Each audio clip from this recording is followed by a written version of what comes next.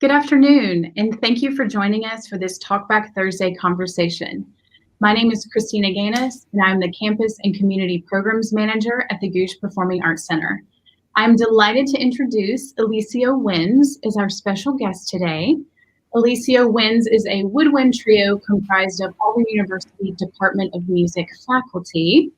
Dr. Virginia Broffitt Kunzer is the Associate Professor of Flute at Auburn University. She has established a successful and diverse career as a teacher, soloist, orchestral musician, and chamber musician. A past winner of the National Flute Association's Young Artist Competition. She has performed and taught throughout the United States, Asia, and Europe. She is also principal flute in the Symphony of Northwest Arkansas and is a Miyazawa performing artist. Dr. Kathleen Bell is Auburn's lecturer in oboe and English horn and has performed with orchestras and festivals across the country. She was selected to represent Indiana University at Seoul National University's 2019 Winter Chamber Music Festival. And she earned her Doctor of Music degree from Indiana University and maintains a private studio in Auburn. She also serves as oboe instructor for the Indiana University Summer Music Clinic. And last but not least, Dr. Conor Bell joined the Auburn University Department of Music in 2019, where he teaches applied bassoon lessons and music theory. A Texas native, Conor attended Indiana University for his master's and doctoral degrees, studying with William Ludwig and Kathleen. Conor has served as principal bassoon of the Owensboro Symphony since 2016 and is also a passionate chamber musician, performing with the Elicio Winds and other community outreach-oriented ensembles such as Classical Music Indie and the Owensboro Brown Bag Lunch Concert Series. Welcome all, and thank you for joining us today. Thank you. Thank you. Great to have you with us. Well, I'm excited to discuss your current project. So we can just jump right in and I can monitor the chat for any questions from our viewing audience and we can answer those at the end. Great. All right. Wonderful. So I understand you are premiering 5 compositions during your performance next Wednesday. Would you mind telling the audience a little about the project and how it came to fruition? Sure, Christina, I can get started. So the three of us all got to know each other really well through teaching in the same area, which is woodwinds in Auburn's Department of Music. And we all, for a really long time, have loved chamber music, and we've just been looking for more opportunities to perform with others. So we all do a lot of solo playing, usually with either just on our own instrument or perhaps with piano. We do a lot of that for recitals. But there's something so special about the collaborative experience of chamber music and that we've, always just are pursuing and felt like we had been missing. And so therefore we decided to form our trio, which is the Elicio Winds. And our name, Elicio, means to entice or to draw out. And we certainly are hoping that our performances are able to do that for our audiences through our music. Unfortunately, though, we got going with our trio in late February of 2020, which was absolutely not an ideal time to get going for a chamber ensemble. The live performing opportunities were almost immediately gone due to the pandemic. And so we started thinking about some other projects that we could do while we were not able to perform live together. And we learned of the Alabama State Council on the Arts grant opportunities. And their mission is to enhance the quality of life of Alabama citizens by providing support for all of the state's rich artistic resources. So we started brainstorming ideas which would fit that mission. And we settled on this commissioning project, which is working with composers to get several brand new pieces of music, which, as you said, we're going to be performing next Wednesday. Wonderful. Anybody else have anything to add? No? No? Okay. Not specifically to the project, no. Great. So I know that you applied for the grant and you won that. Congratulations. What can you say was your inspiration behind the project and wanting to create this? Well, as Kathleen said, with performance opportunities just kind of immediately taken away from us, we just wanted to be creative in our approach and what we were going to be doing in the meantime, and wanted to still be able to contribute something to the field. And we felt that these compositions were going to, contribute lasting art to our field. It just so happened to align with some of the goals and missions of the Alabama State Council on the Arts. And how we kind of settled on all these topics was, it was just a lot of brainstorming sessions, and just as getting to know each other as a trio and as colleagues throughout the year. None of us are from Alabama. And so when we moved here, each one of us found, people would ask, well, what's it like? Was there a culture shock? Things like that. And there have been so many things that I've discovered that are really wonderful about the state, and we all really enjoy living here genuinely. And so we wanted to try to also highlight some of the really excellent things about our state that others might not be aware of. Oh, that's wonderful. Yes, Alabama is a special place for sure. Is there, Conor, were you about to say? Were you adding to that? Oh, no. Jenny got it all. Great. Okay. So speaking of Alabama, I love that you included that as your main subject in all of the compositions. Why was that important to you to showcase and include Alabama as the main subject, especially since you aren't native Alabamians? Well, I think a few things. We wanted these works to be interdisciplinary in nature for a few reasons. I mean, we all enjoy those types of works, that are connecting art forms.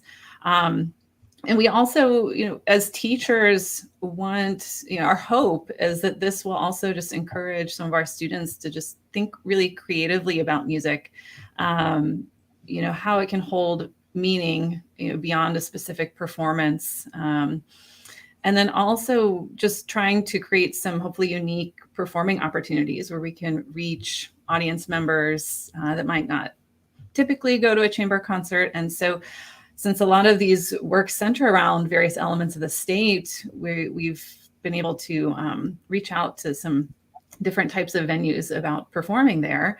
And so we just wanted to highlight all of these things. For me, when I first moved to Alabama, I was just struck by how beautiful it was, and all the greenery and the trees. And, you had 3 hours south and you're at the beach, and you had 3 hours north and you're in the mountains. And I was just shocked by that. And it's been wonderful. And we can drive just to the south of town and be in a state park with a beautiful waterfall. And so highlighting that is going to be the focal points of one of our pieces.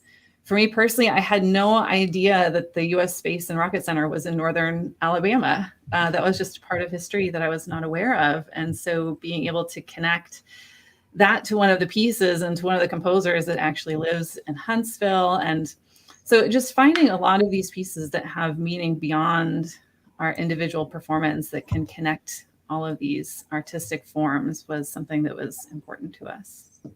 Yeah, I just want to second what Jenny was saying. Just the day I came for my interview, that's always like a really stressful time. You're just like so focused on everything. But all I could think as I was driving from the Atlanta airport into Auburn was just like wisteria everywhere. And I was coming from Indiana, and at this time of the year, everything was still pretty brown. Like it was starting to get towards spring, but you got here and it was just like, this is amazing. Paradise. It was gorgeous. It was just lovely. So we are so excited to get to highlight. Yeah, I think we all definitely learned a lot about Alabama from the project, because the grant stipulated to have some tie-ins with the state in general. And knowing that we wanted to have that interdisciplinary element, we all just kind of spread out, and we were looking at all the different possible tie-ins that we could have, that, what different parts of Alabama's cultural heritage would make a good intersection with music. And so we found out a lot of different things and had some wacky ideas, like how to get the Space and Rocket Center incorporated into a music piece. And it was a fun experience. I bet. That's wonderful. Would y'all like to speak more to the different areas in Alabama that are being incorporated into these compositions? Sure, I can speak a little bit about Sean's piece. We contacted one of our composers, Sean O'Pebolo, and for each composer, we just kind of posed this question, what would you be interested in writing about, and just brainstorming sessions. And he's recently done a lot of vocal works based on spirituals and Southern folk songs, things like that, but it's all been vocal music. And so we immediately latched onto that idea of incorporating that for instrumental writing somehow. It's still, they're all three of the movements of his piece are based on folk songs, but just written for instruments instead of for voices. And so that was just a very, the tie-in there made a lot of sense considering some of the work that he's recently been doing. That's great. Yeah. Yeah. And then Tim's piece as well, Tim Hagen with To Kill a Mockingbird. That was something I did know about prior to moving to Alabama. But I really thought his approach to the piece was quite interesting. He wanted to write a set of character pieces, but instead of using musical materials specifically based on a character, what he wanted to do was use bird song to tie in with To Kill a Mockingbird. And so one of the characters is portrayed as a mockingbird. And so he found native Alabama birds that he thought, the descriptions of these birds might fit these characters, and then incorporated those bird songs into each of the movements. That I thought was a very unique take on that piece. Mm-hmm. Absolutely. I'm excited to hear that. Great. Well, for all of you just joining in, I'm live with Elicio Winds, Auburn University Music Department's Faculty Woodwind Ensemble. Elicio Winds will premiere 5 compositions inspired by the state of Alabama on Wednesday, April 7th from the Gooch Performing Arts Center. This performance is currently open for registration on the Gooch Center's website. I'd like to come back to the composers that you were just talking about. We've got a little bit of time left. So how was it, or what was the process for identifying and collaborating with the 5 different composers for these works? Well, we were working on choosing our composers framed in the context that we were going to be commissioning a lot of music because of the scope of the grant. And hopefully we would be able to commission enough that it would fill out a whole concert all on its own, or be able to fill out a CD. And with that in mind, we were trying to choose composers that wrote in a diverse range of styles, so that if we did get the grant and everything came together, we would have a really interesting mix for our program. Some of the composers we already knew from before the project. Others we just got to know on the fly while we were starting to flesh things out for the application. Really, from our perspective for choosing them, the main thing they all have in common is from their repertoire, they all write for woodwinds really well. And so we just wanted to have a wide range of styles, but know that they could make some pieces that are just great for our instruments. And actually, a couple of them are woodwind players themselves. Yeah, it helps. Reaching out to them for the grant was a really interesting process, because it starts off like very hypothetical. And so we had information, for the application, we had to have information on all of them for the application. And so we had to have biographies and CVs and letters of intent from them, and laying out a whole budget, not knowing if we'd actually get everything that we were asking for and it would happen. So the process of reaching out to them started off like, hypothetically, do you have time in your schedule for a commission?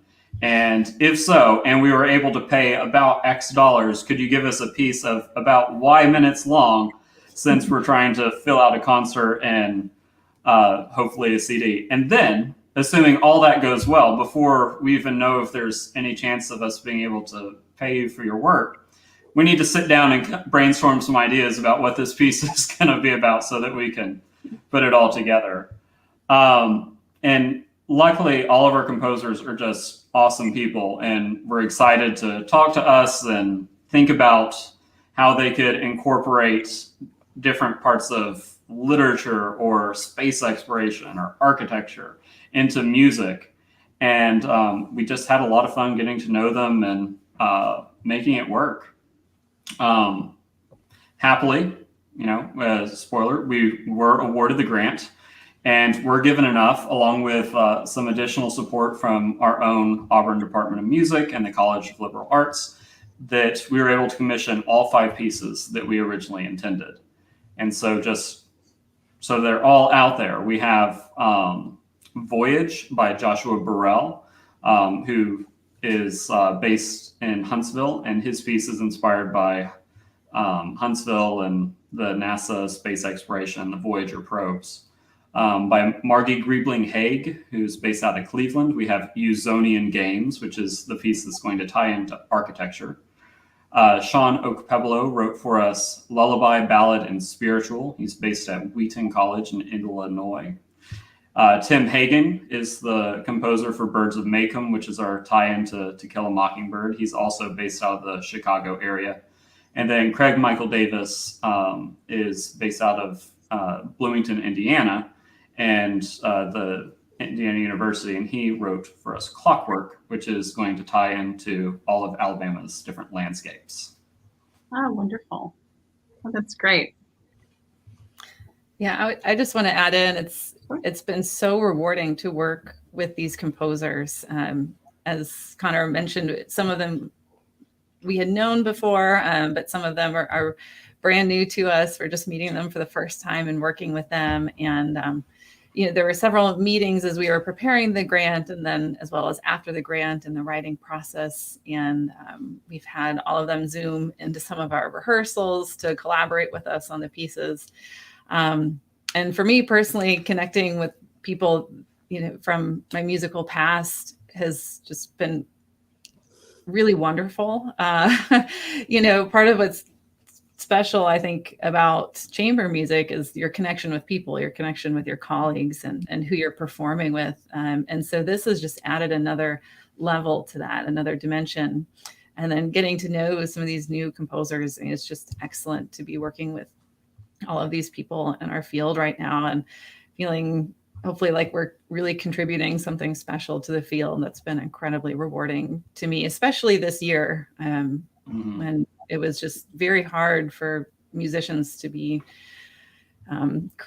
musically creative. So that's been one of my favorite elements of working on the project so far. Agreed. Absolutely. It's been really reinvigorating during the whole pandemic and not getting to perform, to have something new to work towards. Oh my God, I can imagine. So speaking of these challenging COVID times we're in, I imagine it's been difficult for you all over the past year to gather and rehearse. How have you managed and worked together to prepare for this performance and preparing the music? Well, for a long time, it was very hard to get together. And for a long time, we weren't able to. The timeline actually worked out pretty well for us in that at the point that we were starting to get these pieces back from composers, they were giving us this brand new music.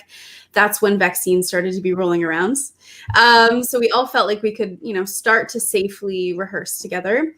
Otherwise, we were able to get together a little bit by kind of forming a little bit of a COVID pod and, kind of just interacting with each other for the most part. And so I felt, safe and confident in what we were doing. But there was a lot of time that we had to do a lot of individual practice, as we're used to, but it was a whole new level of it, for sure. And it did make some challenges, like as far as the time that we got the music, which was mid-February, 2 months ago. Mid-February. It is a pretty quick timeline from when we had that to our premiere. So there's been a lot of work, from that time forward. We've been getting together as much as we possibly can to rehearse For sure. It's been a lot. I still like them both, though. So Yep. It has been a lot of rehearsal. And I'll say the first one, it was so odd. I think it had been almost a year since I had played in a room with another musician. I mean, I think 11 months, almost exactly. And so doing that again just felt so bizarre, but you know, it's been just such a welcome change. Yeah. Great. absolutely. That's great. So I know you're premiering the compositions next Wednesday here at GPAC, but are there plans to perform this program at other venues? Yes, we actually had quite a few additional performances planned. We had to kind of curb our expectations about the time frame for those, but we're planning to reschedule everything once the situation allows for it. Since all of our pieces are interdisciplinary, most of our venues are very intimately connected to our music. So, for instance, we've been in contact with the Mockingbird Company, which is based in Monroeville, Alabama. And it's an organization which was founded by Harper Lee, the author of To Kill a Mockingbird. And one of their missions is to every year put on the stage adaptation of the book. So since Tim's piece is based on characters from it, we were planning to go and give a live performance before one or several nights of the show, and we are still planning to do that. And then as another example, we are planning to go to give a concert at the Rosenbaum House, which is one of actually the only architectural work of Frank Lloyd Wright in Alabama. And for this performance, visitors are going to be able to go to the house and hear us perform Margie's work outside beforehand, and then go on a tour of the house, which is a great example of Wright's Usonian style, which is the title of the piece, Usonian Games. As far as Craig's work, which is the nature, highlighting the nature and landscape of Alabama, we've already mentioned all the really great diversity that we see here. So we think there are a lot of possibilities of places that we can plan to go. But we are planning to give a performance of this work next fall with the Osher Lifelong Learning Institute, as they're doing a special exploration on the topic of Alabama wilderness. So we're planning to give that for them. And I think we're also planning to go to the Jewel Collins Museum of Fine Arts as well. Great. Yeah. There are a few more. So for Josh's piece, Joshua Burrell, he's based out of Huntsville, like I mentioned before. And we're working with a connection from the Huntsville Space and Rocket Center to perform there. Especially, it's a really exciting piece, and I think it would go really well while people are getting in there learning about how the probe has now completely left our solar system and all the fascinating things it's doing. And we're also really planning a lot of outreach. That was another one of the big goals that we were trying to stress with this whole project, is works that incorporate music into other cultural elements like we've been talking, but also getting into our schools and high school and elementary schools throughout the state, giving performances there, just inspiring chamber music, but also showing how these different elements can be integrated with one another. So, for instance, To Kill a Mockingbird is part of the Alabama State Core Standards. So it's a great opportunity for us to help educate students about the great work of literature, but also how different cultural elements can be integrated to create new art. And just a general, it's a creative project that hopefully will be inspiring for students so they can start dreaming up some of their own ideas. And actually, we also just heard last week that we've been accepted to perform part of our program next fall at the College Music Society National Conference in Rochester, New York. Oh, that's wonderful. Congratulations. Thank you. Thank you. Great. It's very exciting.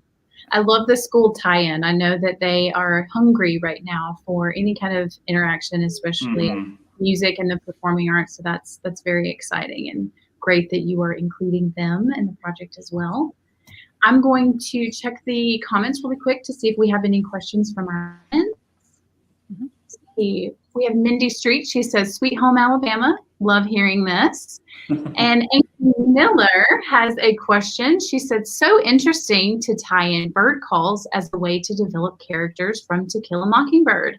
What should we listen for within the piece? Is there a certain instrument portraying each bird, call, or character?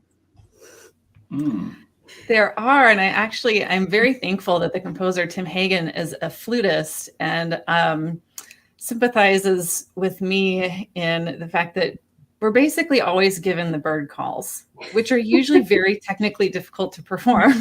So he actually gave me no bird calls in the piece, which is really excellent from my perspective. But in the first movement in Calpurnia, I play alto flute, and I actually portray Calpurnia. The bird calls are in the bassoon and the oboe.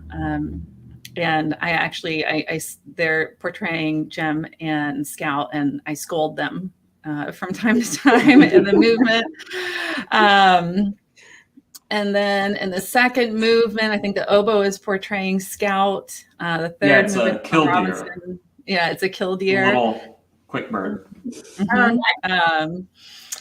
And then the third movement, Tom Robinson, is bassoon, I believe. And then I think we all kind of have a combination of the bird calls for the fourth movement, which is the Ewells and Atticus Finch, portrayed by the bald eagle and the great horned owl adversaries. Right. Nice. And the composer is preparing some documents for us with these bird calls written out musically so that we're able to, I don't think we'll be able to do this for this coming concert this Wednesday, where we can demonstrate each one of the bird calls before the movements. Wonderful. That's exciting. We're all very excited here to hear the pieces. Yeah. Well, I believe that's all the time we have for today, but I would like to take the opportunity to thank each of you for joining us and being so generous with your time and knowledge. We're very much looking forward to next Wednesday. Us too. Yeah, it's great to be here. Too. Yeah. Thanks, Christina. You're welcome. You can see Elicio Winds in a full performance this coming Wednesday, April 7th at 7:30 p.m. This performance is free with registration on the Gouge Center website. Please visit gougecentertickets.auburn.edu for more information and how to register. And once again, we are thrilled to announce the return of in-person performances this month at the Gouge Center. Please visit our website for more information. And join us again next Thursday, April 8th at 1:00 p.m. for another live episode in GPAC's Talkback Thursday series. Thank you again for joining us today, and have a wonderful afternoon. You too. Thank you. Thank you.